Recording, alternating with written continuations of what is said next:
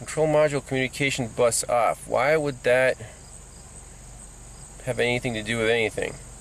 So before we fix that wire, let's just scope the can just in case to see if those two problems are related or if this is just some weird glitch.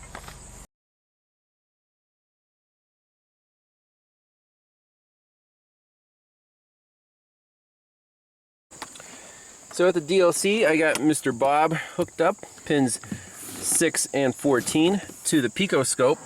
So with the key on, we should see nice can communication. And we can drop this down.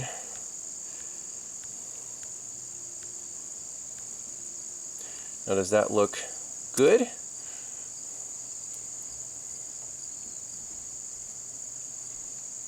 I say it looks very acceptable.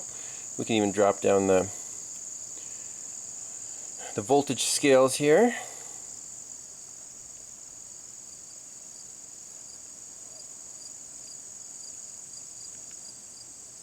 And I like to overlap them so you can see the direct mirror image, you know, up and down.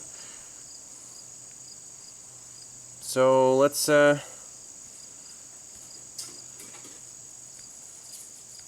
don't know what that ripple's all about.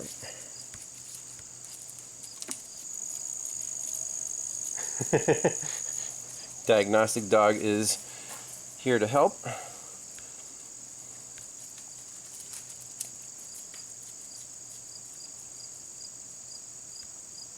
So I'm just going to tap on stuff and see if we can cause a network error.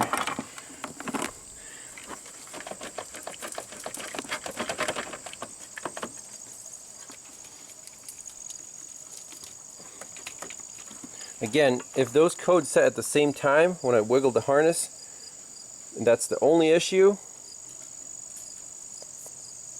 who knows if the computer is like, just freaked out, can't run the engine, stalled out, or whatever, stumbled, didn't know what to do. But right now the network looks just fine. The packets are good.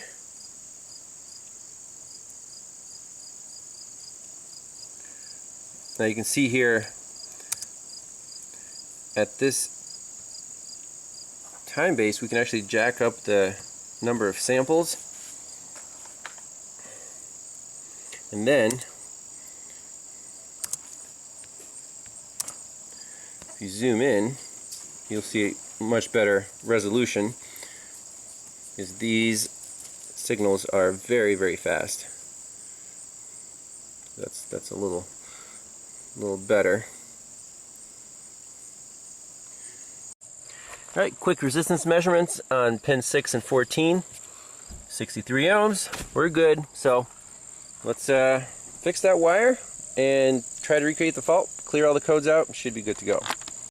So interesting to note that in the OBD2 mode it only says one code stored, but it's showing 4 separate readings here. I'm not exactly sure if this is due to the scanner or if it's storing, permanent codes. So we're working with this connector here. Let's see how well the repair shows up on camera. So first I want to pop off this retainer, this purple thing. Okay. Now we're worried about this broken light green wire.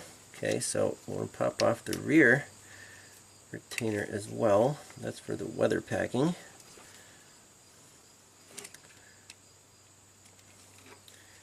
Now twist.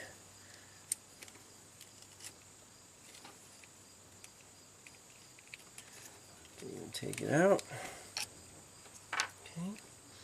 Now we want to extract just this pin, and it's pretty easy to do. Just lift up on this plastic and push the pin through and pull it out. You guys saw that process. So what I'm going to do is find a wire that's about the same gauge and just solder in, get this green wire out, solder in an extension, then we put it in, we'll solder it to the remaining light green wire on the harness. Alrighty, here we go. So let's open up this little crimp and get the weather packing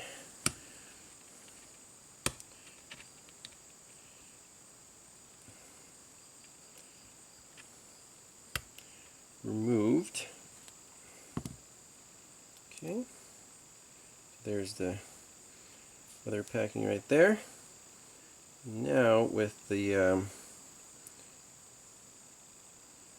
copper, we can even just get rid of this insulation. And this is the little piece of wire that I want to solder on there.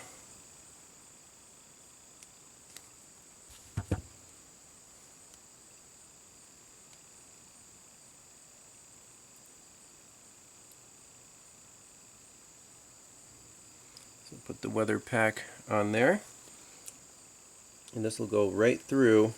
I'm going to solder on the wires onto this crimp. So all we got to do is cut existing copper off, as close as you can to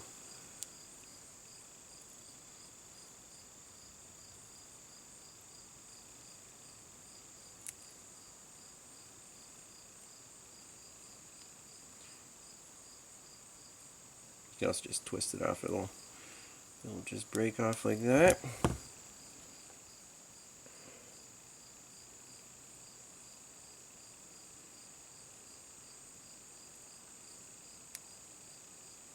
So there is our weather pack, and we can even finish crimping that down. Get a little long there. That's better.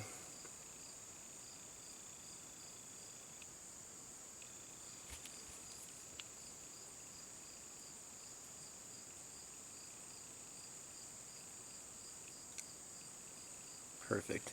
So this will slip right back into the connector. So all we need now is a dab of solder on here, and it'll be good to go.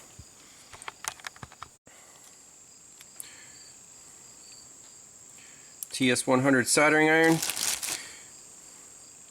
is just faster than getting out the soldering station. And what you can do is, we'll do 350 for this one, and it'll heat up very, very quickly.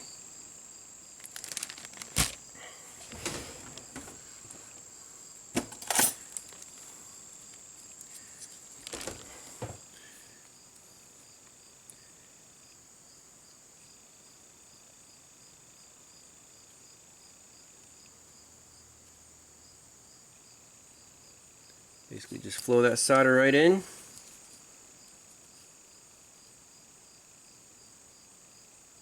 Perfect. That's all we need. Don't want to overheat it or bake the actual weather packing there. And we also want to strip off a little bit of the insulation on this side. Let's do that. Perfect. Then we'll do the same on the harness side. Okay, so let's get some fresh copper on, visible on this wire here. That looks decent. And our new repaired wire, you're going to make sure the orientation of the pin is the same as the other ones. It's going to go like this, and just slide it in there.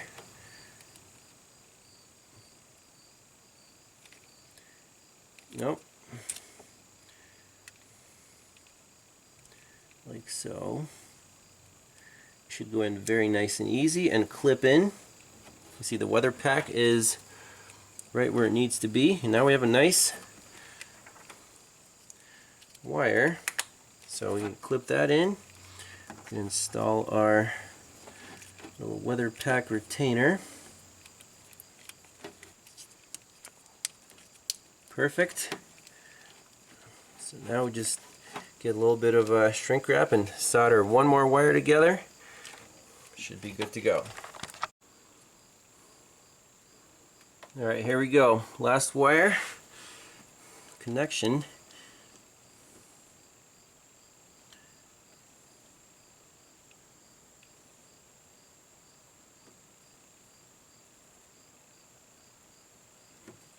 Oh yeah, it's looking real nice.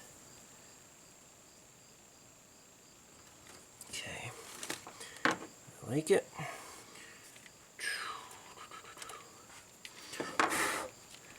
That's awesome. Slide a little shrink wrap over that. That'll be a perfect repair. Torch it on with a little mini flame. Alright. Put this back in the loom and pop it. Connect the alternator there, and this way or this way.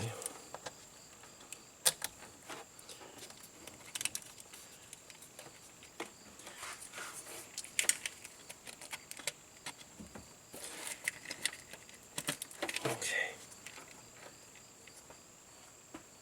You should be in good shape. Alright, so let's clear out all the trouble codes. First and foremost, so engine computer, BCM, and EBCM. Okay, great. Now if we go into the engine computer and make sure we have no trouble codes.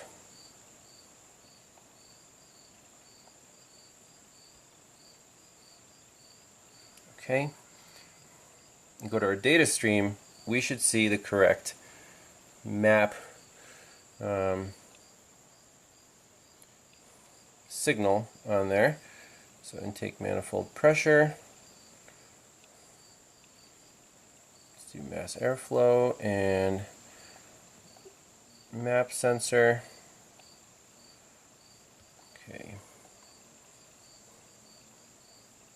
Okay, 3.84 volts, 14.2 psi. That's correct.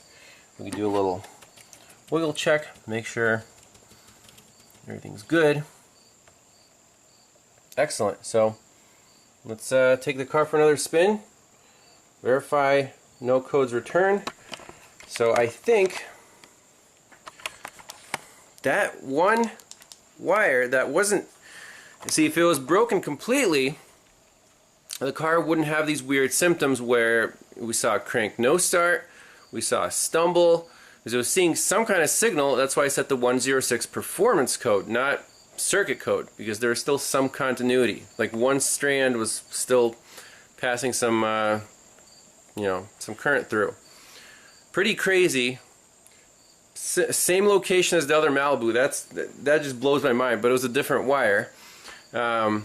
No parts required, of course. I mean, we're used to that. And I think this car is done.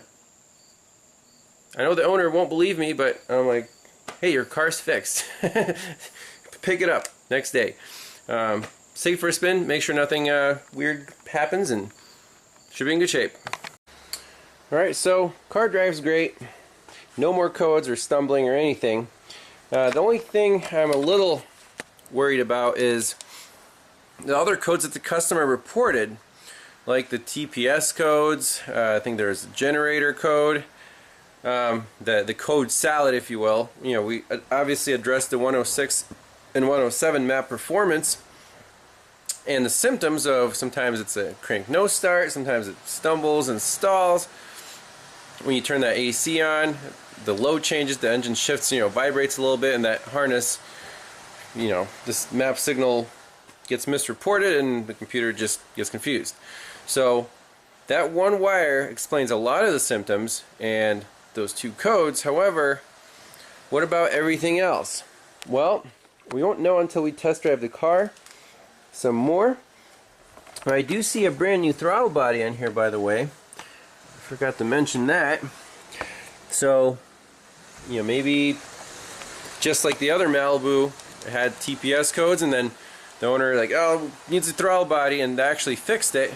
And then he had this problem, and he's like, you know, what's the chance that it has several problems in one, you know, at the same time?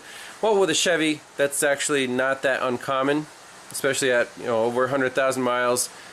Like we saw with the other Malibu, we had wiring problems, we had the throttle body problem, cracked the exhaust manifold. Oh, what else? I mean, not that many issues, but it had a no crank because the fuse for some reason either blew or like just stopped passing current in the BCM.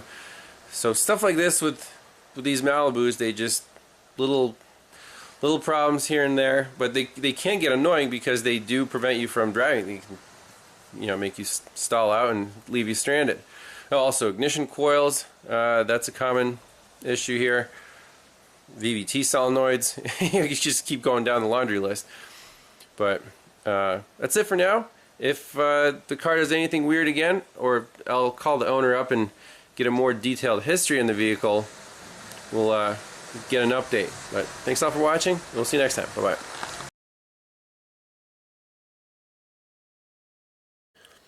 By the way, from the owner, he actually sent me an email before bringing the car over. So let's see, dealer replaced fuel pump and module, mass airflow sensor and rewire. That was the new pigtail we saw. Thermostat, exhaust manifold and gaskets, it was probably cracked. Repair connector at BCM. Electronic brake control module had code C0131. Okay. I replaced both VVT solenoids, cam position sensor, crank sensor battery, plugs, manifold, AB pressure sensor. I mean, that's the map. All I can think of right now, air conditioning compressor is changed in June. And by the looks of it, the throttle body was already replaced, probably recently as well. So, quite the laundry list of parts. I'm sure some were warranted. Mass airflow sensor probably wasn't needed, but again, I'm guessing. So, regardless, car is fixed now. We definitely found a problem, and no more codes being set. So we'll take it for a few more test drives, and that should be it. So thanks a lot for watching. We'll see you next time. Bye-bye.